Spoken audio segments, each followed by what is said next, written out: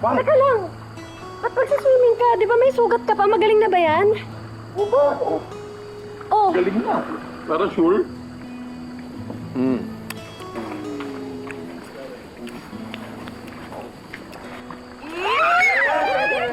Ayan nyo. Kumain. Handa na rin naman sila Jeffrey at saka si Andrea.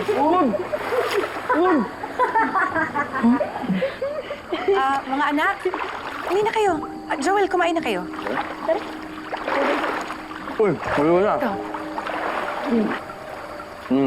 Up. Ito, kumain na kayo. Ito lang yung panulak na eh. Ay, Jeff, bumili na si Didang. Pabalik na siguro yun.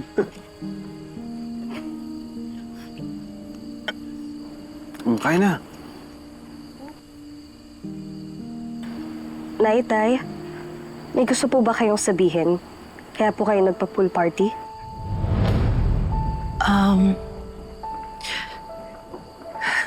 Sa totoo lang, anak, oo eh. May kailangan kang malaman. Kinasuhan po ba ako ni Hazel? Ay, Oo, anak. May sabina na. Pero anak, kailangan mo lumaban na. Natin. Dahil laban natin itong buong pamilya.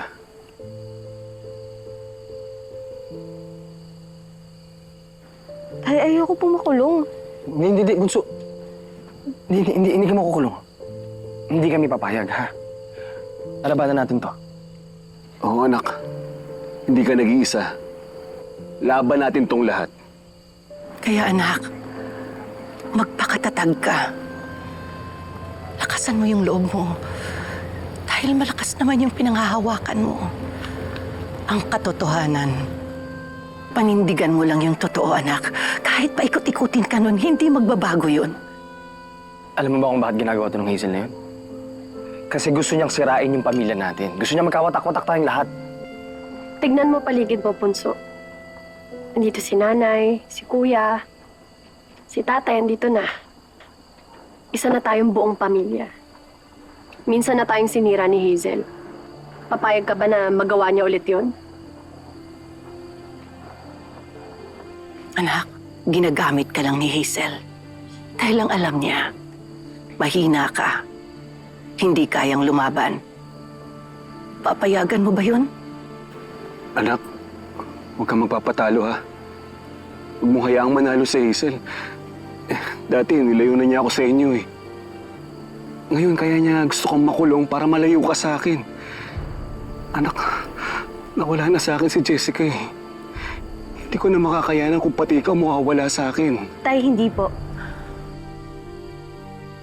Hindi po ako papayag na maghiwalay ulit tayo. Kaya lalaban po ako. Lalaban tayo.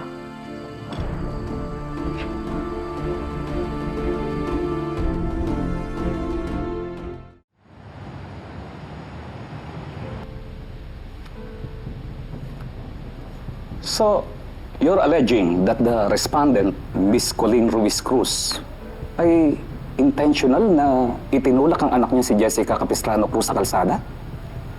Opo, Piskal. We are filing a complaint for murder under Article 248 of the Revised Penal Code. There was evident malice. The act is deliberate.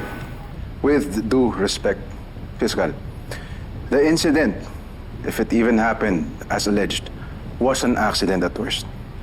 Wala pong intensyon ng kliyente ko. No intent, no malice. Trahedya ang naganap. Oo, pero hindi po ito isang krimen. Okay, pag-aaralan natin ang mga ebidensya para matukoy kung may probable cause. Sinadya niya. Sinadya niyang patayin si Jessica. Tinulak mo. Sinadya mo. Hindi ko tinulak si Jessica, Fiscal. We maintain our position, Fiscal. Maghahain po kami ng counter affidavit and the time provided. You are hereby furnished a copy of the complaint along with all supporting evidences. File your response within 10 working days. You can still file a reply affidavit if you want to. Pero kung hindi na, then the case shall be submitted for resolution based on submissions. This is not a courtroom. This is a fact-finding. I can recommend either the dismissal of the complaint or indictment if there's a probable cause. Magkita tayo sa korte. Yun ay kung kakayanin pa ng konsensya mo. Sana mapanaginipan mo gabi-gabi si Jessica.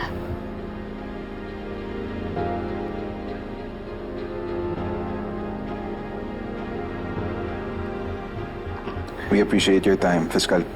We shall comply. That's all for today.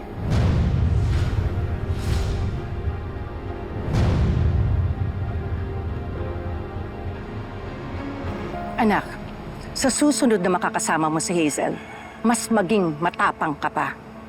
Huwag kang mapapaapekto sa mga hirit niya. Ha? Ano, Colleen? Handa ka na bang maghimas rehas? Bagay na bagay sa katulad mong kriminal. Kanina ka pa, ha? Isa pa! Bakit totoo naman, Malapit ka na maghimas ng rehas, Colleen, kaya humanda ka. Halika na. Alis ka na! Aray! Wala ka dito! Ha? Ano? Ha? Pelma, tama na! Bitawan mo! Pelma!